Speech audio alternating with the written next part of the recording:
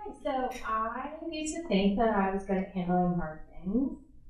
I was a teacher, I navigated tough parents, unpredictable classrooms, changing jobs. But nothing really prepared me for the way that motherhood would come crashing into my life. My first pregnancy was rocky from the start. I had gestational diabetes, woo! I was just coming off of the grief of losing my dad. I had just gotten married, and I had a career that felt like it was shifting under my feet. And starting also reading about You're great. And of course, all of this was happening just as like the world was reeling from COVID. It was 2021, so and I found out I was pregnant in January. So I mean, it was we were in it, baby. We were there. And so throughout my pregnancy, I went with an OB. I have a blood clotting disorder, and I had always had the dream of the unmedicated birth, the maybe having your baby in a yurt and can help you, and they automatically just attach to your breast, and that's how you live for the next year. That's what I had always envisioned. And that is not how it went at all. So I had gone the OB route. I felt not necessarily dismissed, but just sort of, this is what it is. Everything's going to be fine. You could get an induction if you want. Totally up to you. Kind of pick your own adventure. So at 40 and 5, we were induced. And I, at that point, thought that I kind of had already been through that one, but it hadn't started.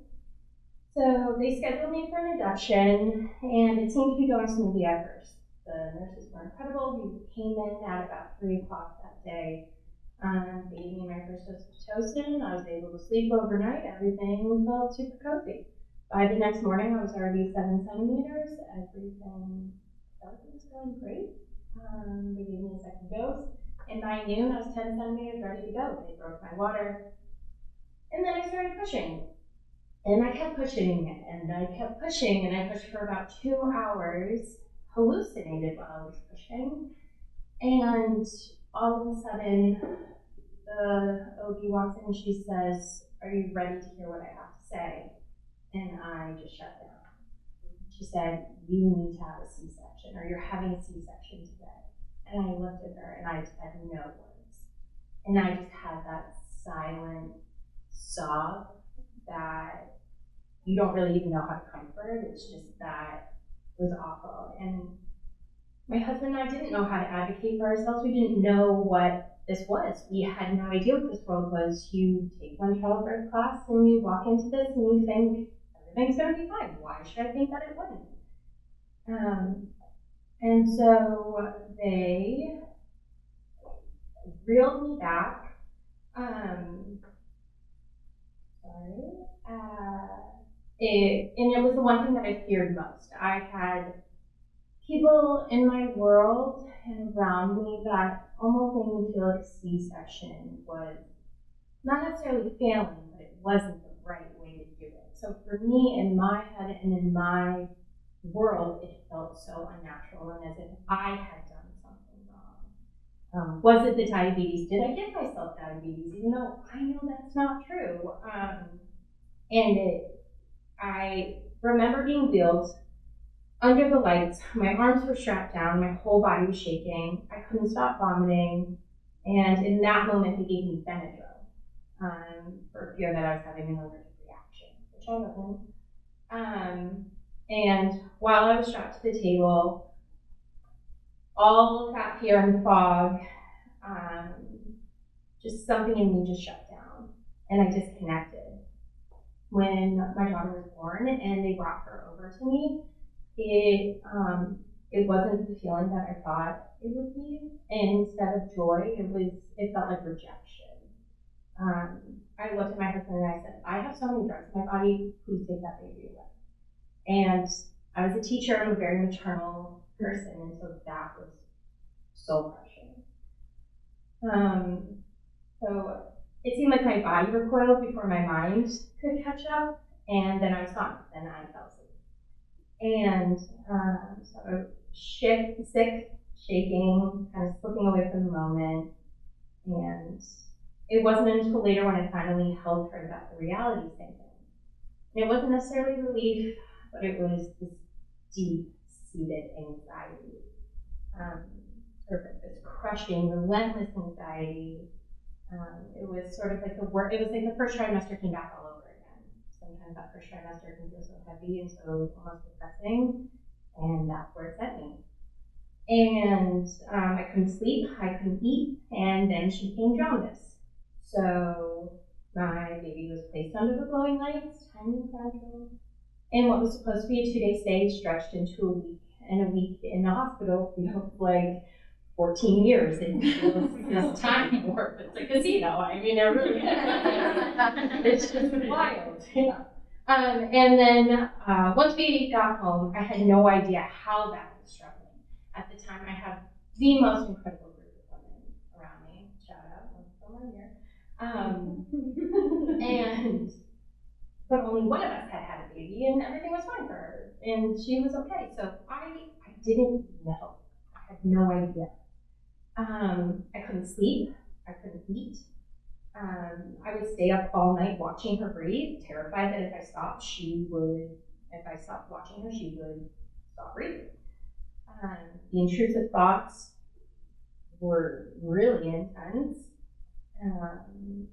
And at one point, I even had a touch of psychosis. So that really, and all of this I sort of just chalked up to like, oh, that's crazy. Like, that's so nuts. Like, was that a spider or was it not? Did I really see someone in my house? I'm not sure what got me out of it, but it was very short-lived, and the world just kept going on, and I seemingly got out of it without anyone really knowing. It wasn't until I was sitting outside in my backyard with one of my neighbors who had 2 kids. And I said, isn't it so funny how sometimes the baby monitor sounds like it's demon, like voices talking to you? And she looked at me and she goes, no, that's not normal. And I was like, you're kidding. I saw a TikTok about it. It's definitely normal. I think that. It's not just me. I was like, no. Okay. So,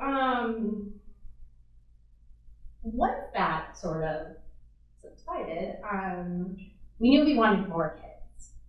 And so I somehow just sort of pushed that all to the side and just prioritized this new baby, this new birth, this new experience. And my second pregnancy was a 1 week.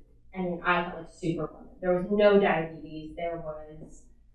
My house was organized. Everyone was on a schedule. It was clean. My dishes were done in the middle of the day, not at the end. I was rearranging the living room by myself at 37 weeks pregnant. I mean, everything. I felt incredible. Nothing could stop me. But through that still was this underlying anxiety. And to follow the trend, Marissa is right. After I had my first, I started watching children in my home. A lot of my friends have babies all at the same time, so I just naturally were like, this is what we're going to do. And so, a quick touch of maybe taking the twins, but unfortunately our timing didn't work out. But I had always seen her posts after my first, and I thought to myself, that's what I need, that's what I'm missing. And we met with Marissa, and I walked out of there. I walked out of there and had tears in my eyes, and my husband and I felt more empowered than I ever could imagine. And for the first time, I wasn't terrified of how my story would unfold. I was making peace with whatever birth would hand me this time. And I was coming to terms with the fact that this could be an incredible VBAC, and this could be another C-section, and that's okay.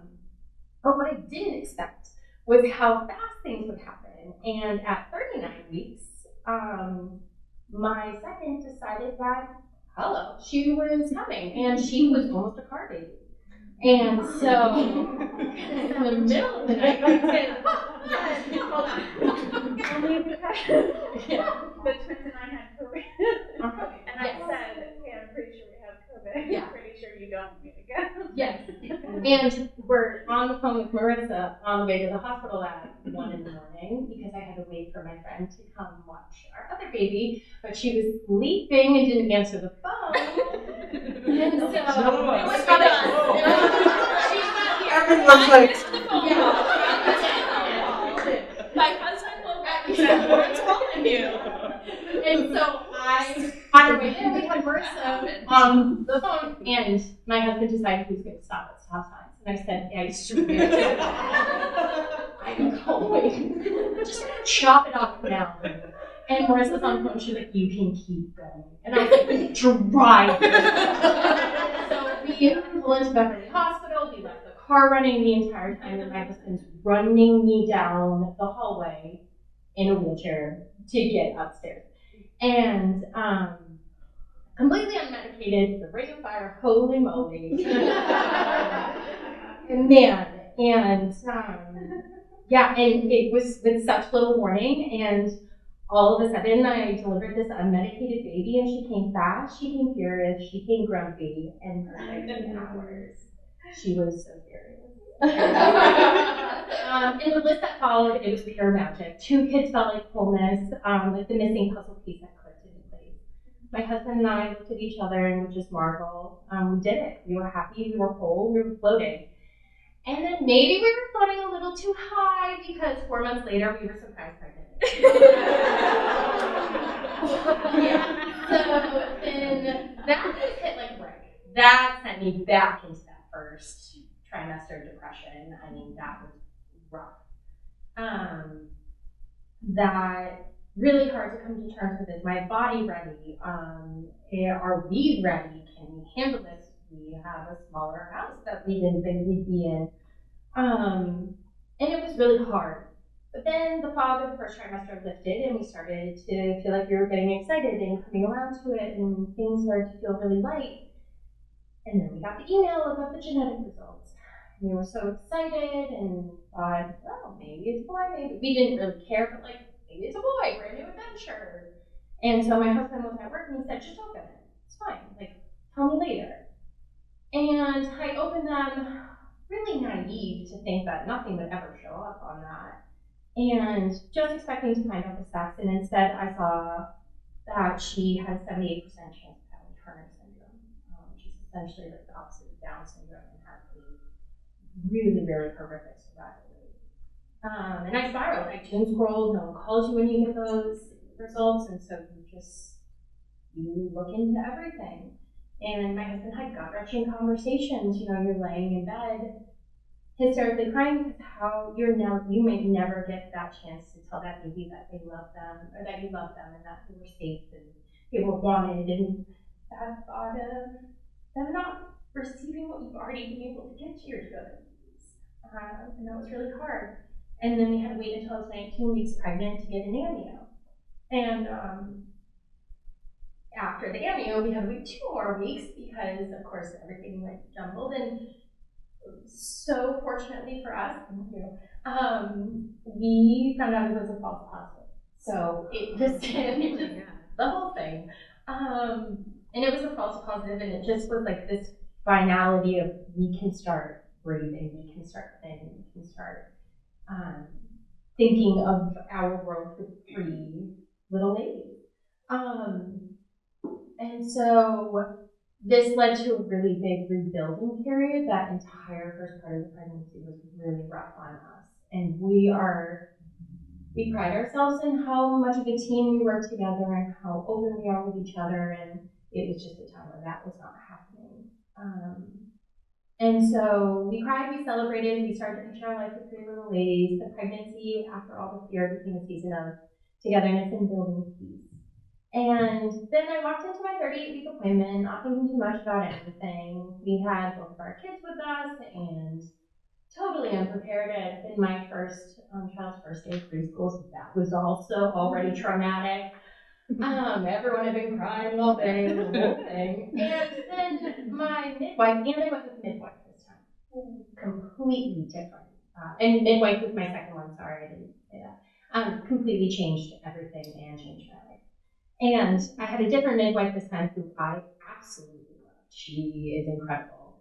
and very straightforward. And I walk in and she's like, "Do you want me to start the clothes?" And I said, "Sure." And she goes, "You're 9 centimeters." And I said, "Oh, surprise, I had no idea." So that's great. And so she was like, "Please walk across the parking lot." I was like, "Can I go home and get back?" She was like, "No." I'm going to have a baby in the car this time. That's how we're gonna have it. So I said, "Okay, so walked on over. My husband dropped off the kids. Colleen's husband and his mother came to my house. My neighbor ate my other two. I had the best night of their lives. Party time. Truly, you want to talk about chosen village? I mean, we've created the most incredible one. And we were there, and sorry, I almost got it. Or too much. The nurse that delivered my last baby was the nurse that was postpartum with us, with Josie, who we just, so connected instantly. And she was there, and it was just this most beautiful, and it was the same midwife delivering too. It just was like this beautiful, like serendipitous moment. And 12-minute labor, 3 pushes, and she was here. That we were like, maybe we'll get that epidural this time. Keep it really calm. Like, just stay like this. I was like, great. And he puts in the epidural, and he's like, "You won't have time for anything else." And I was like, "That sounds about right." And there she was. And truly, and so to wrap it up, 3 births, 3 stories, 3 ways of being transformed. So like the first one just stripped me down to nothing. The second built me back up stronger, and the third wrapped it all together with trust and calm. And through them all, I learned something I didn't understand at the start. It's not just babies that are born in the delivery room, but mothers are too.